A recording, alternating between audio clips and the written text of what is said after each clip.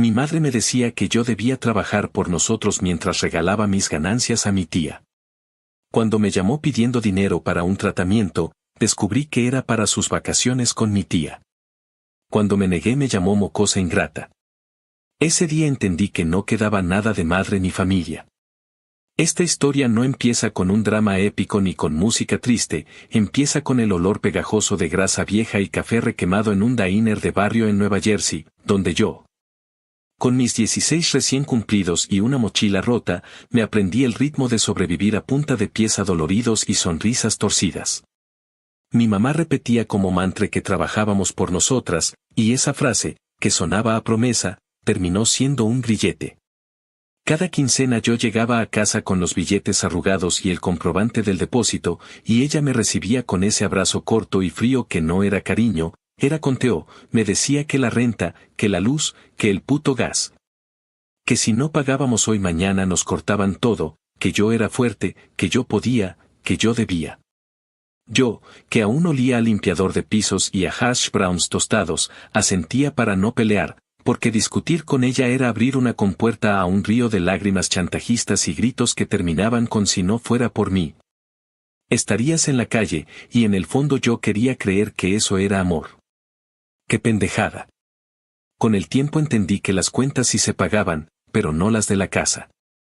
Se pagaban las uñas perfectas de mi tía Nora, sus botellas de vino porque me lo merezco, su maldito servicio de streaming para ver series de médicos guapos y policías torpes, y sus branches de domingo donde subía fotos con captions de la vida hay que disfrutarla.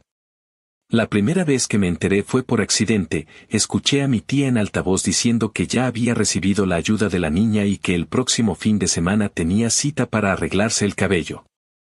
Mi mamá la mandó callar, bajó la voz y me dijo que yo había entendido mal, que todo era por el bien de la familia, que yo debería estar agradecida por tener a una tía que nos acompaña.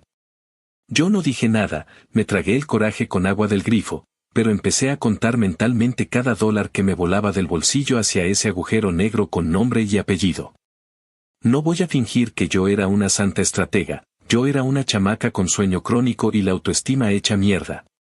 Aprendiendo a llevar platos sin tirarlos y a sonreír mientras un cliente borracho me decía que ojalá yo fuera su postre. A veces me preguntaban en la escuela por qué siempre estaba cansada, y yo respondía que tenía turnos largos. Pero la verdad era que llegaba a casa a pelear con el silencio que quedaba después de que mi mamá se iba a ver a la familia. Que era su forma bonita de decir que iba a ponerse al día con la vida de mi tía mientras yo lavaba los uniformes a mano porque la lavandería se volvió muy cara. Cuando intenté quedarme con un poquito de propinas para comprarme tenis nuevos, mi mamá me dio ese discurso envuelto en culpa que sabía recitar sin respirar, dijo que yo era un egoísta. Que mi tía había estado allí cuando a mí me dio fiebre de niña, que las familias verdaderas comparten, que si yo no entendía eso, entonces ¿qué clase de persona era? Y yo, que tenía los calcetines rotos, me sentí un monstruo por querer unos jodidos tenis. El quiebre llegó una tarde pegajosa de verano cuando el asfalto parecía derretirse y el aire olía a basura caliente. Mi mamá me llamó al trabajo llorando, y no un llanto discreto, uno de esos llantos que cruzan el cable y te prenden todas las alarmas, dijo que necesitaba dinero para un tratamiento urgente, que el médico había sido claro. Que si no lo hacía ya podía ser tarde, que por favor, que por nosotras. Se me aflojó el pecho, colgué con el manager mirándome de reojo, vendí mi vieja consola a un compañero y pedí un adelanto miserable que me dejó casi sin respiro para fin de mes. Llegué a casa con el sobre, se lo puse en las manos, y mi mamá me abrazó fuerte, ahora sí con emoción, la emoción del que ve caer el premio. Yo pensé que había hecho lo correcto, que por fin ese por nosotras tenía sentido, que la salud está antes que todo, que para eso una se parte la espalda. ¡Qué ilusa! Esa misma noche el teléfono de mi mamá vibró sobre la mesa y el altavoz, traicionero, me regaló la verdad como una cachetada. Era mi tía celebrando con voz de locutora que ya estaba todo para Florida. Que gracias a mí por fin iban a darse esas vacaciones que la vida les debía, que iba a subir fotos de playa y que por fin iba a quitarse el estrés. Yo me quedé inmóvil, literalmente con la boca abierta como idiota, mirando a mi madre que intentaba bajar el volumen, pero ya era tarde. El corazón me tronó como una bolsa de papitas. Le pregunté, sin gritar, sin escena, con esa calma que te da la rabia más pura, ¿qué carajos era eso del tratamiento? Ella, sin despeinarse, me soltó que yo había entendido mal, que el tratamiento era para el alma, que mi tía no descansaba desde hacía mucho, que un viaje también cura, que yo debería saberlo.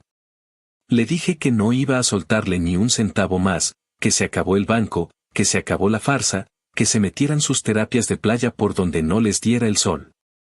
Fue ahí cuando se le encendió la mirada de fuego y me escupió esa frase que todavía se me pega en el oído. Me llamó mocosa ingrata, dijo que sin ella yo no sería nada, que todo lo que tenía era gracias a su sacrificio.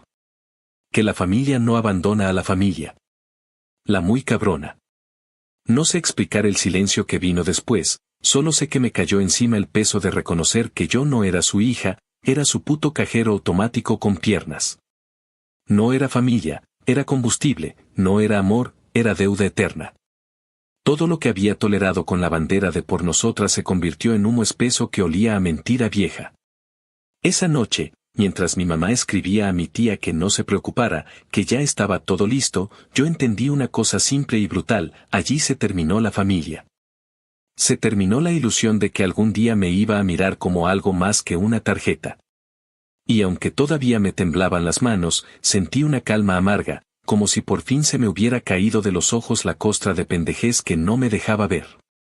No supe en ese momento cómo iba a salir de esa trampa, pero me prometí una venganza que no fuera grito ni golpe, una venganza que doliera de verdad, la de quitarles el acceso a mí, a mi dinero, a mi tiempo, a mi vida.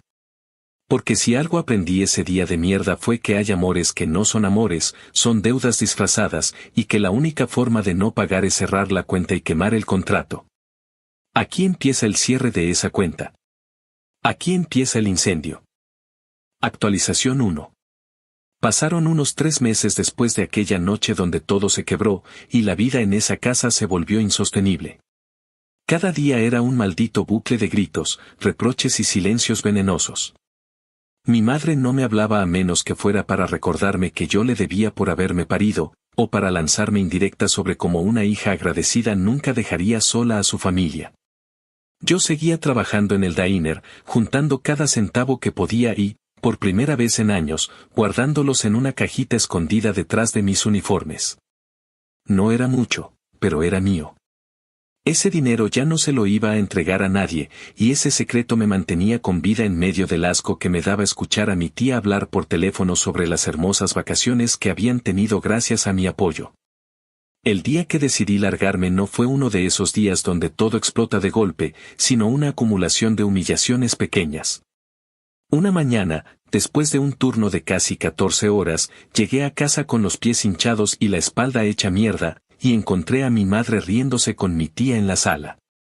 Ambas tenían copas de vino barato en la mano y la mesa llena de bolsas de compras. Me vieron entrar como si yo fuera la empleada doméstica, y mi madre tuvo el descaro de preguntarme si podía sacar la basura porque olía feo.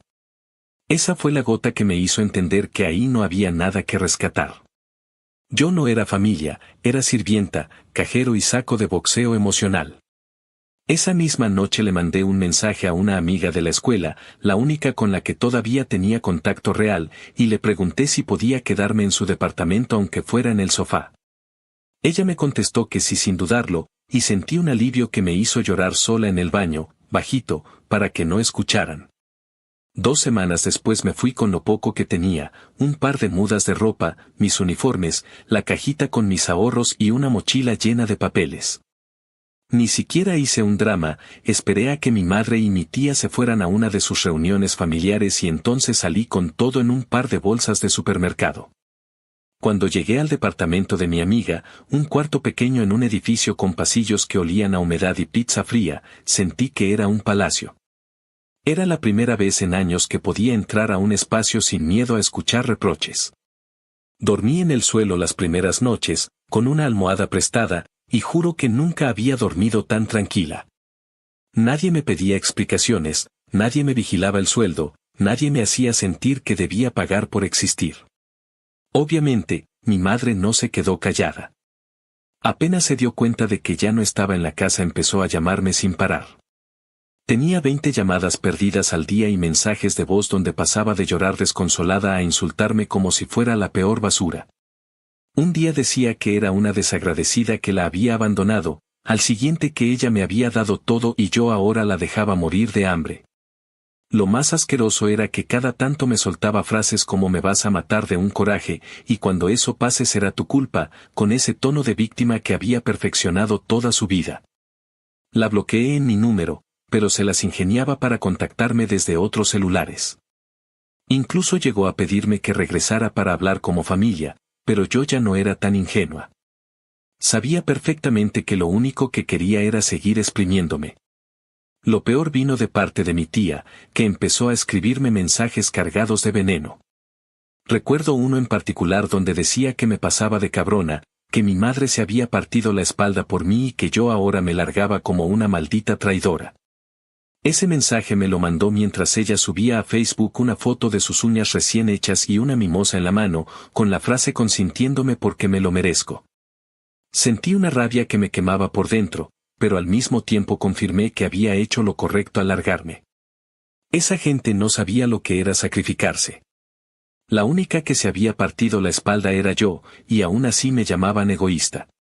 Los primeros meses fueron duros, no voy a mentir. Dormía poco porque entre los turnos y el miedo de que mi madre apareciera a gritos en la puerta no lograba descansar del todo.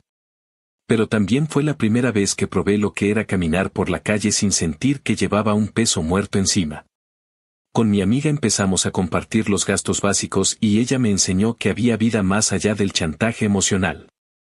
Me reí por primera vez en mucho tiempo, cociné comidas sencillas pero que sabían a libertad, y hasta me permití guardar las monedas sueltas en un frasco que poníamos en la cocina como símbolo de que todo esfuerzo era nuestro. No de nadie más. Mi madre seguía insistiendo, pero yo ya estaba en otro mundo. Con cada día que pasaba, su voz sonaba más lejana, más patética, más ajena. Y aunque todavía me dolía aceptar que había perdido la idea de tener una familia de verdad, empecé a descubrir algo que nunca había tenido, la sensación de pertenecerme a mí misma. Actualización 2. Pasó más o menos un año desde que me fui de esa casa con mis bolsas de supermercado y mi cajita de ahorros. Y si cierro los ojos todavía puedo sentir el olor a detergente barato del departamento de mi amiga y el sonido del refrigerador viejo que hacía un zumbido constante como si se quejara de vivir. En ese tiempo las cosas cambiaron a una velocidad rara, como cuando te subes a un autobús que no sabes bien a dónde va pero te aferras a la ventana porque la vista de afuera por fin no te da miedo. Dejé el diner después de una temporada de horarios imposibles y me pasé a una tienda grande de esas donde venden de todo, desde toallas hasta televisores. Y donde el techo parece no terminar nunca y las luces te dejan la piel de un color extraño. Entré como cajera con el mismo temblor en las manos de siempre, pero a las pocas semanas ya me sabía los códigos de medio pasillo de productos. Me movía entre las filas como pez en el agua y aprendí a leer a los clientes con una mirada. A distinguir al que solo anda perdido del que viene decidido a descargar su mal humor en la primera persona con uniforme que encuentre. A los meses me ofrecieron ser responsable de turno, lo que en cristiano significa que cuando el caos se desborda te toca apagar incendios, cubrir cajas, calmar gritos. Firmar devoluciones y cerrar la tienda con una llave que parece pesar más por lo que significa que por el metal. El aumento no era una locura, pero por primera vez sentí que mi trabajo tenía una escalera y yo estaba subiendo un peldaño por mí, no para pagarle los caprichos a nadie. Ese ascenso vino con una especie de curso rápido de adultez que nadie te enseña en casa cuando tu casa es un campo minado.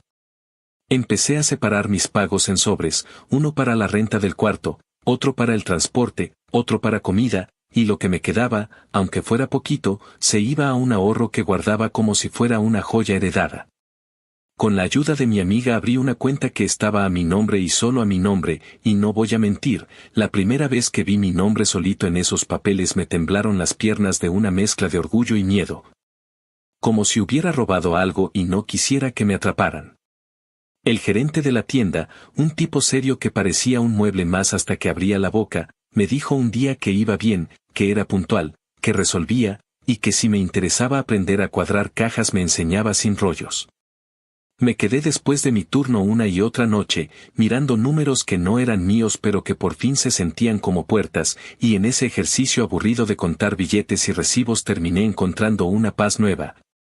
La paz de saber que todas las cifras encajaban sin el hueco negro de mi madre succionando lo que yo hacía. Con ese ritmo y con un par de guardias extra en fechas de descuentos que se volvían una locura de carritos chocando, me animé a comprar un carro usado. No voy a fingir que fue un sueño romántico, era un carro viejo con un asiento que rechinaba y un aire acondicionado que a veces soplaba tibio. Pero era mío y me quitó de encima la tortura de esperar el bus en noches heladas o pararme en esquinas donde los tipos se sienten con derecho a decirte pendejadas solo porque respiras. Fui a hacer el papeleo, esperé sentada con gente de todas las caras posibles, firmé con la mano sudada, y salí con la sensación de que por fin había algo en mi vida que no podía quitarme una persona con un berrinche. Ese carro me llevó al trabajo, al supermercado, a la casa de mi amiga cuando nos tocaba cargar cajas de agua, y a sitios pequeños que se volvieron míos. Como un café barato que abría muy temprano y donde aprendí a leer sin dormirme entre sorbos que sabían a quemado. Ese carro fue también la distancia física que necesitaba para entender que mi madre era ahora un lugar al que no se regresa, no un punto en el mapa sino una zona prohibida. La libertad, sin embargo, no vino en silencio. Mi madre, que siempre tuvo talento para encontrar puertas ajenas y abrirlas como si fueran suyas, empezó a meter ruido en todas partes. Al principio se conformó con llamarme a deshoras desde números nuevos que yo bloqueaba apenas reconocía su tono de mártir herida. Pasó a mandarme correos larguísimos donde decía que la estaba matando con mis decisiones, que yo la había condenado a una vejez miserable, que las hijas buenas no dejan a su sangre a la intemperie. Había días que me tocaba leer esas basuras en el descanso, con el sándwich en una mano y el teléfono en la otra, y sentía como la culpa, ese veneno viejo, intentaba colarse otra vez por las rendijas. Me salvó la constancia de mi rutina, la caja, los clientes, la lista de tareas antes de cerrar, los reportes que entregaba a la oficina, todo eso me sujetaba las manos para no contestarle. Para no caer en el teatro de siempre. Cuando le dejé de responder por semanas, cambió de táctica como quien cambia de máscara, apareció en redes sociales con un perfil nuevo que compartía frases religiosas y fotos de velas. Se puso a comentar en mis fotos como si fuera una tía cariñosa, y cuando vio que la ignoraba, pasó al insulto público. Un domingo, en una foto donde yo estaba sonriendo con 2 compañeros de trabajo celebrando un cierre sin pérdidas, escribió que con razón no tienes tiempo para tu familia, andas de puta. Leer esa frase bajo mi cara me encendió algo que no es ira, es dignidad que ya no está dispuesta a aguantar mierda. No me fui al drama. Escribí con la misma claridad con la que había aprendido a contar billetes, le respondí que con razón no tenía tiempo para sus caprichos, andaba trabajando, no como ella. Que llevaba años practicando el deporte olímpico de pedirle a su hija que pagara por sus decisiones, y rematé diciendo que si quería respeto empezara por dejar de jalarme de la cartera. Publiqué eso y lo dejé ahí, sin borrar, sin esconder, sin vergüenza, porque de vergüenza bastaba con haber guardado silencio tanto tiempo. La reacción fue inmediata y asquerosamente predecible. Mis primos, esos que siempre estuvieron ausentes salvo para la foto de Navidad, me escribieron por mensaje directo y por comentarios a decir que te pasaste. Que no se lava la ropa sucia en público, que pobre de tu madre. Uno, el más idiota, se aventó a decir que si yo quería respeto debía cerrar las piernas y abrir el corazón, y juro que si lo hubiera tenido enfrente le escupía en la cara de puro coraje. No respondí esa parte porque entendí que esa gente no venía a conversar, venía a mantener el sistema donde yo pagaba y ellos aplaudían el sacrificio desde el sofá. Hubo consecuencias que no esperaba y que, sin embargo, me terminaron sirviendo. En la tienda, uno de los supervisores de otra área, que era de esos que se enteran de todo, me llamó un día a la oficina para preguntarme con cuidado si estaba bien, que había visto el intercambio en redes y que si necesitaba ajustar horarios o tomar un día me ayudaba a cubrir. No supe si quería llorar o reírme del pudor con el que lo dijo, pero agradecí con una calma rara. Ese mismo día pasé por recursos humanos, no para contar el drama familiar, sino para actualizar mis datos de contacto y dejar por escrito que nadie que no fuera yo tenía autorización para preguntar por mis turnos. Puede sonar paranoico, pero ya me había imaginado a mi madre llamando a la tienda y haciéndose pasar por mí para conseguir algo, porque a ese nivel de descaro la conocía de sobra. La chica de recursos humanos, que era joven y con una paciencia de santo, me explicó cómo blindar mis datos, me sugirió activar alertas en mi teléfono y me dijo, con esa voz suave que tienen las personas que han visto de todo, que estaba bien poner límites aunque la gente te diga lo contrario. Salí de esa oficina con una sensación de armadura nueva, como si me hubiera puesto una chaqueta gruesa para un invierno que ya venía, pero esta vez preparada. La cosa con mi tía siguió el guión más rancio del mundo. Cuando vio que mi madre no conseguía que yo regresara al redil, se metió ella a mi bandeja de entrada con mensajes venenosos. En uno que todavía recuerdo literal me dijo que yo había dejado sola a mi madre después de todo lo que hizo por ti y que nadie se va a querer casar con una mujer que odia a su familia. Ese día no me quebré, me reí, una risa seca que me salió como reflejo de defensa. Le contesté con una sola frase, sin groserías, para que le ardiera más, le dije que por fin había encontrado una familia que si me quería, se llamaba yo misma, mi jodido nombre y mi trabajo. Y que si tanto le preocupaba la compañía que tuviera mi madre, que dejara de esperar gratis y la mantuviera a ella. No respondió, pero al día siguiente subió una foto de un brunch con una copa gigante y escribió que la gente mala se pudre sola. Ahí entendí algo que se me había escapado por años, su lenguaje siempre fue ese, un mundo donde el sacrificio de los demás es paisaje y ellas son protagonistas eternas de una novela barata. Entre tanto ruido, mi vida comenzó a tomar forma con una seriedad que jamás había conocido. Me inscribí a 2 clases en el Community College, nada espectacular, una de escritura que tomaba los sábados por la mañana y otra de administración básica los martes en la tarde. Me encantó sentarme en un salón donde nadie me miraba como la niña que debía traer el dinero, donde si levantaba la mano era para preguntar por un tema y no para pedir permiso de existir. Leí artículos, hice tareas en el café de siempre, subrayé hojas con marcatextos que olían a escuela y no a obligación. Cuando llegó la temporada alta en la tienda, me tocó coordinar cierres, lidiar con clientes que arrasaban con pasillos completos y con compañeros que se quebraban en medio de la presión. En una de esas noches, después de un cierre que parecía interminable, otra supervisora me abrazó sin mucha ceremonia y me dijo que había sido un monstruo para aguantar el caos y que necesitaban más gente como yo. Ese elogio, ese toque mínimo, me pegó en un lugar que nunca había sentido reconocido. Ahí estaba mi venganza, silenciosa, concreta, construida a base de horarios, de cuentas claras, de decir no a quien me quería de rodillas. Mi madre intentó un último truco que terminó siendo patético y, al mismo tiempo, definitivo para que yo sellara todas las puertas. Se presentó un día en la tienda, no en mi área, pero lo supe por un mensaje que me llegó de una compañera que la reconoció por las fotos. Me escondí en la oficina de atrás mientras le pedía a un guardia que verificara si estaba causando problemas, y según me contaron, anduvo merodeando con la cara de mártir profesional, preguntando en voz bajita si la niña estaba, como si yo fuera un paquete extraviado. No la dejaron pasar. Cuando me tocó salir, ya se había ido, pero dejó un sobre en servicio al cliente con una carta donde demandaba que yo hablara con ella como Dios manda y que las hijas obedecen. Le respondí con lo único que mantiene a raya a una persona así, silencio absoluto. Llamó, insistió, mandó otra carta, y yo seguí el plan que me había trazado desde aquel día de la playa inventada, no más dinero, no más explicaciones, no más escenario para su teatro. En su lugar, metí mis energías en hacerme fuerte donde ella nunca pudo tocar, que es en mi nombre en los documentos, en mis cuentas, en mi crédito, en mis rutinas, en mis vínculos sanos. Mientras todo eso pasaba, mi cabeza, que antes vivía ocupada en apagar incendios ajenos, empezó a tener espacio para preguntas nuevas. ¿Qué quiero yo? ¿Qué me gusta cuando nadie me está mirando para juzgar si gasto bien o mal? Descubrí cosas pequeñas que sonaban ridículas hasta para mí, como que me encantaba manejar sola por carreteras secundarias para escuchar música a todo volumen y cantar a gritos sin que nadie me dijera que hacía ruido.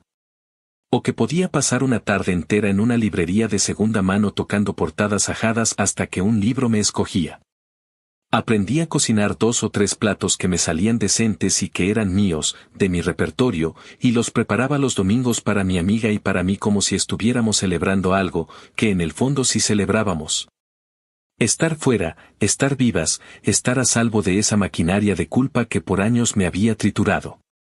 Y cada vez que la tentación de mirar atrás me empujaba, recordaba la llamada de tratamiento que era un viaje disfrazado, recordaba la palabra ingrata escupida como veneno, y me repetía, casi como mantra nuevo, que no era ingratitud, era supervivencia con dignidad. Al cerrar ese segundo tramo de mi vida lejos de ellas, me di cuenta de que la venganza que había jurado no tenía que explotar en fuego ni llevarme puesta.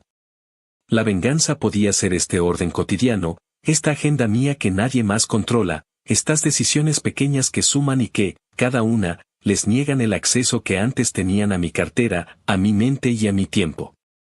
No es un final grandioso, es mejor, es una vida en la que por fin la palabra nosotras solo se usa para hablar de gente que sí me cuida y a la que sí cuido, y donde mi madre y su hermana ya no son mi destino. Apenas un ruido lejano que confirmo apagando el teléfono cuando se me da la gana. Y si a alguien le parece poca cosa, que venga a contar billetes detrás de una caja una temporada, que aprenda a dormir sin que le griten al oído que debe existir pagando. Y luego me dice si no se siente como arrancarle los colmillos a un monstruo.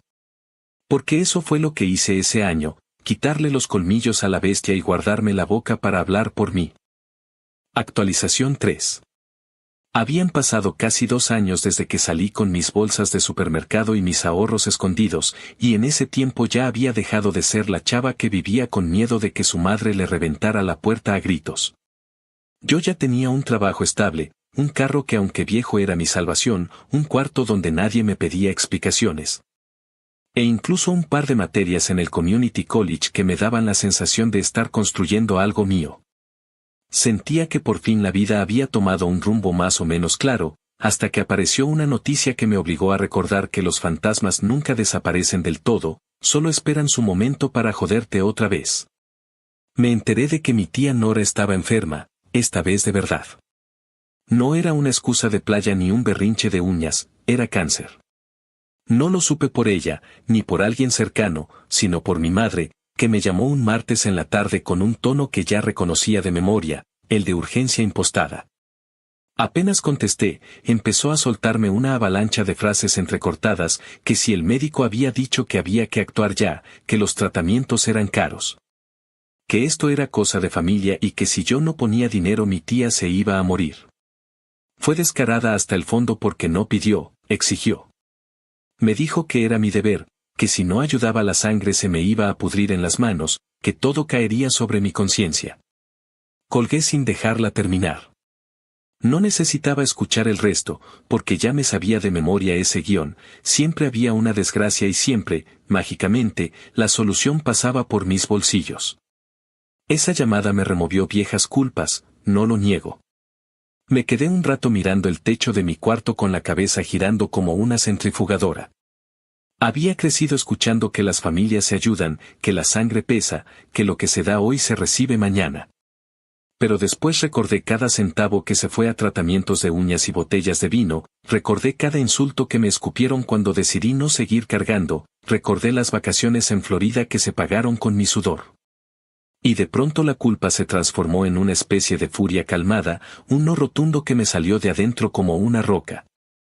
Les había dado suficiente, más de lo que merecían, y no iba a volver a hundirme en esa deuda eterna. A los meses me enteré por terceros que mi tía efectivamente había muerto. No hubo llamada directa, ni mensaje personal, apenas un comentario de un primo que me escribió con un tono frío, que el velorio sería en tal lugar, a tal hora, que si quería aparecer lo hiciera. Pero que todos sabían que yo había estado ausente cuando más se me necesitaba. Leí ese mensaje con una mezcla rara de risa y tristeza. Decidí ir, no por ella, ni por mi madre, sino por los primos que en el fondo también habían sido arrastrados a esa maraña de manipulación, y porque yo no quería cargar con la etiqueta de la cobarde que ni siquiera se presenta. Me puse ropa negra sencilla y conduje hasta la funeraria con las manos tensas en el volante, repitiéndome que no iba a permitir escenas. Lo que pasó ahí fue como un teatro barato pero con un público real. Apenas crucé la puerta y me acerqué, mi madre me vio y en vez de un saludo o un reproche en voz baja, decidió montar su espectáculo. Se levantó de la silla donde estaba, con los ojos hinchados y el pañuelo en la mano, y gritó con fuerza suficiente para que todos escucharan: «Aquí está la asesina de mi hermana». Ese eco me golpeó como un balde de agua helada.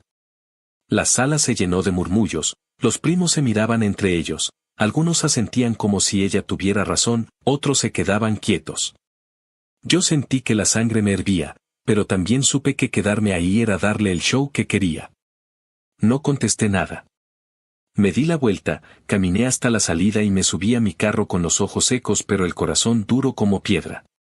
Nunca antes había sentido tan claro que no quedaba ni una pizca de madre en esa mujer, solo un monstruo que necesitaba enemigos para no pudrirse sola. Desde ese día corté toda cuerda que todavía quedaba.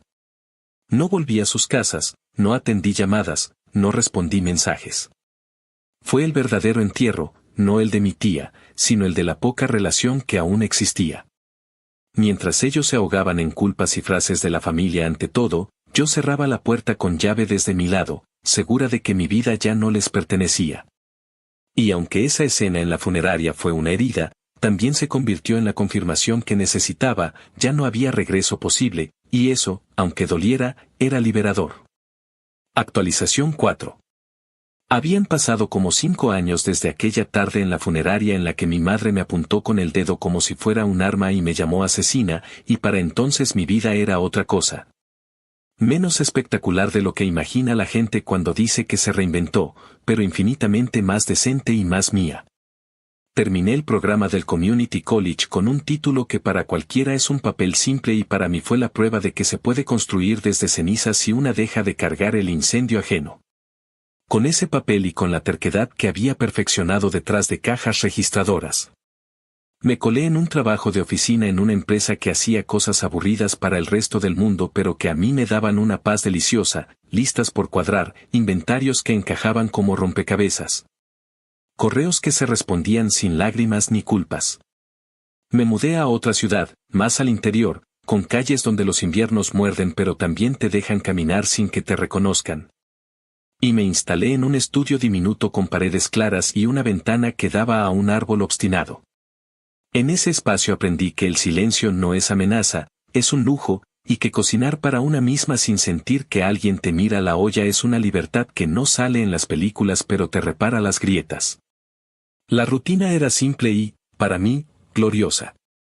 Me levantaba temprano, tomaba café del feo que sabe a trabajo honesto, manejaba a una oficina donde mi nombre estaba en un gafete y nadie asociaba mi cara con chismes familiares. Regresaba con el atardecer colándose entre edificios modestos, y por las noches leía cosas útiles y cosas inútiles con el mismo placer. Desde manuales de hojas de cálculo hasta novelas de segunda mano que olían a polvo y promesa. Algunos fines de semana manejaba sin rumbo por carreteras flanqueadas de estaciones de servicio con baños dudosos y moteles que nunca conoceré. Y en esos viajes escuchaba música vieja y cantaba a gritos con la convicción tonta de que en el carro nadie me oye desafinar. Había días malos, claro, con jefes con mal café en el alma y planillas que parecían multiplicarse por arte de maldición. Pero incluso esos días valían la pena porque al salir me esperaba un lugar donde cada objeto lo había escogido yo y nadie tenía permiso de tocar mis cajones ni mis cuentas. La venganza, como ya lo había aprendido, se alimenta bien de horarios y facturas en mi nombre, no de monólogos dramáticos. La carta certificada llegó una mañana de otoño con el buzón lleno de propaganda de colchones y un sobre grueso que parecía más pesado por la mala leche que por el papel. El cartero me pidió que firmara y yo, que para entonces ya tenía tatuado en los nervios que nada bueno llega certificado, sentí como se me encogía el estómago antes de abrirlo. Era una demanda. Mi madre me estaba llevando a una corte para obligarme a mantenerla. Decía, con palabras acartonadas que seguramente le dictó a alguien con tiempo y poca vergüenza, que estaba en necesidad, que yo tenía ingresos estables, que la sangre manda. No voy a inventar heroísmos, me temblaron las manos, me sudaron las palmas, sentí esa náusea antigua de los años del diner, como si de pronto me hubieran puesto una soga invisible alrededor del cuello. Pero no era la misma niña ni la misma empleada agotada, y al lado del miedo me salió una calma que no conocía, una especie de voz interna que dijo que yo no estaba sola, que en este país hay leyes raras, sí. Pero también hay formas de defenderse. Fui a la oficina de asistencia legal del condado, un edificio triste con sillas de plástico y un tablero con anuncios de clases gratuitas de impuestos. Conté mi historia sin adornos y sin victimismo porque ya nadie me compra actuar y porque yo misma me cansé de ser personaje secundario en el melodrama de otra. Les expliqué que había trabajado desde adolescente, que mi madre se quedó con mis sueldos durante años con excusas que parecían nobles y que terminaron financiando manicuras, vinos y vacaciones. Que me fui cuando tuve que decidir entre mi dignidad y su chantaje, que me acusaron de asesinato moral en un velorio, que corté contacto, que me hice cargo de mí. Y que ahora pretendía arrastrarme de nuevo a la maquinaria de culpa con el disfraz de una ley vieja de esas que sobreviven en algunos estados. Como reliquias molestas.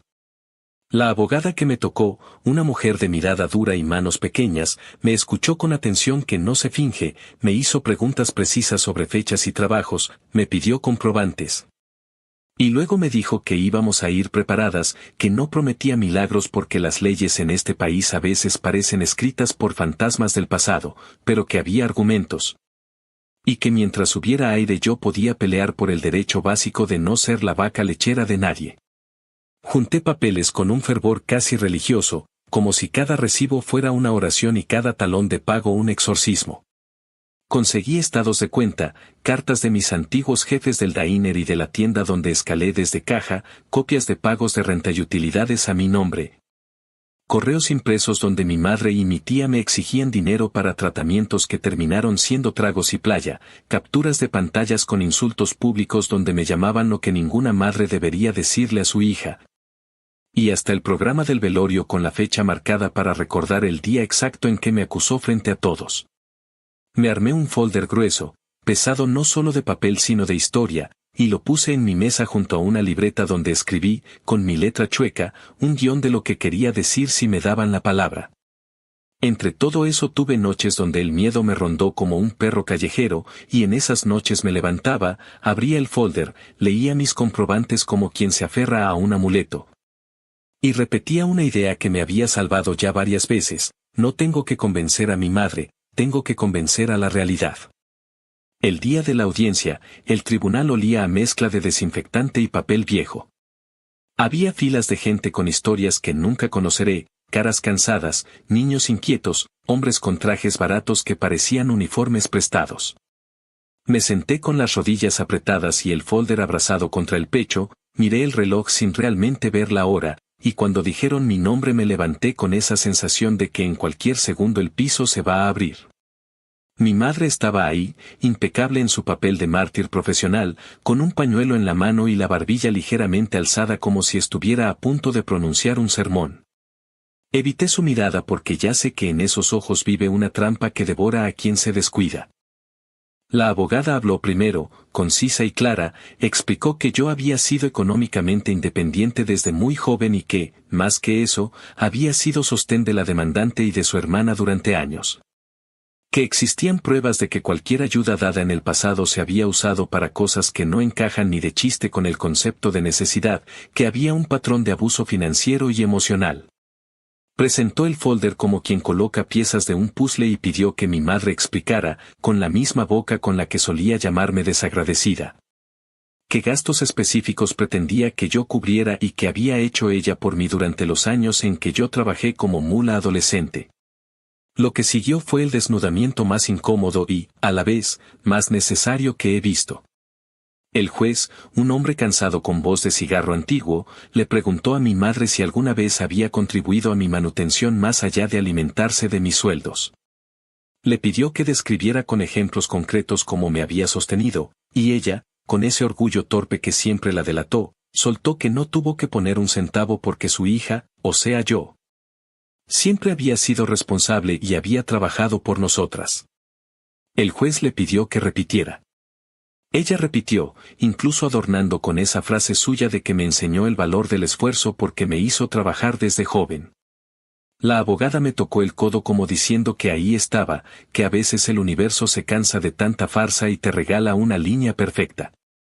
El juez miró los papeles, miró a mi madre, me miró de reojo, y con esa voz sin música dijo que la ley no se había hecho para forzar a un hijo a sostener a un padre que, lejos de cumplir su rol, lo había invertido al punto de convertir a la hija en proveedora obligada desde la adolescencia. Dijo, casi con fastidio, que la corte no iba a ser instrumento de chantaje intergeneracional, que el expediente mostraba más teatro que necesidad, y que, a falta de justificación clara, desestimaba la demanda. No hubo aplausos ni banda sonora triunfal. Hubo silencio, ese silencio tenso de los lugares donde la gente respira preocupada por cuentas propias. Mi madre frunció los labios con la misma expresión que ponía cuando el mundo no se acomodaba a su ficción, guardó su pañuelo en la bolsa como si escondiera un arma que ya no servía. Y se quedó sentada un segundo más de lo necesario, como si el banco la fuera a absorber. Se levantó sin mirarme, y por primera vez en mi vida, no sentí el impulso de seguirla para explicarle nada. Salí al pasillo con las piernas flojas, me apoyé en la pared fría, y dejé que mi cuerpo entendiera lo que mi cabeza ya sabía, no tenía que pagarle su vejez, ni su mala conciencia, ni sus novelas. Afuera, el viento era cortante y traía ese olor a hojas húmedas que siempre me pone melancólica, pero ese día me supo a victoria simple, a pan recién horneado, a cuenta cerrada. Al volver a casa, hice algo que tal vez suene a tontería pero que para mí fue un rito. Puse el folder con todos los papeles en una caja donde guardo recuerdos que no quiero tirar pero que no merecen estar a la vista, me serví un vaso de agua aunque me temblaran las manos. Y me senté en el piso a respirar hasta que el pecho dejó de apretar. Luego saqué una libreta y escribí una frase que no borré, como si fuera un contrato conmigo misma, no más deudas que no haya elegido. Esa noche dormí sin soñar con teléfono sonando ni con insultos resbalando por las paredes. Dormí como quien apaga una alarma que llevaba años sonando.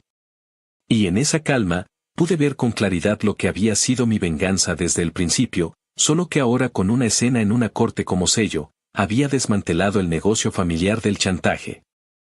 Había dejado a la matriarca sin la clienta favorita, había tomado el control de la caja fuerte que era mi vida, y la había cerrado con llave que solo yo tengo.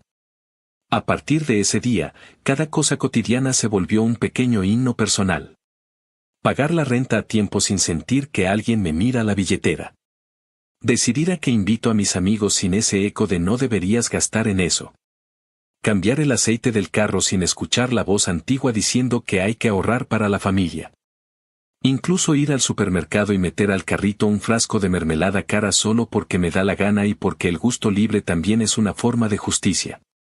No hubo reconciliación, no hubo cierre de película con abrazos fingidos ni discursos en el porche de una casa con mecedoras. Lo que hubo fue algo más útil, una vida que sigue, una hija que se deja de ser cajero para ser persona, una mujer que aprende que a veces la sangre pesa solo cuando te la beben a sorbos. Y que la única forma de que no te la tomen es cerrar la boca del lobo y seguir caminando.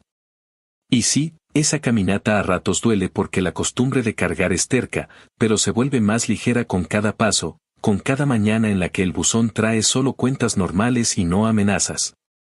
Con cada tarde en la que la ventana da al árbol y no a una puerta lista para ser pateada. Esa fue, y sigue siendo, mi victoria más obscena y más limpia, vivir sin que me cobren por existir. Actualización final. Habían pasado 10 años desde que decidí cortar de raíz todo lazo con mi madre, y aunque suene exagerado, el tiempo había hecho lo que nunca pensé posible. Poner una distancia tan grande entre nosotras que ya no quedaba ni rastro de la cadena con la que me tenía amarrada. En esa década mi vida cambió de formas que aquella adolescente cansada en el diner jamás habría imaginado.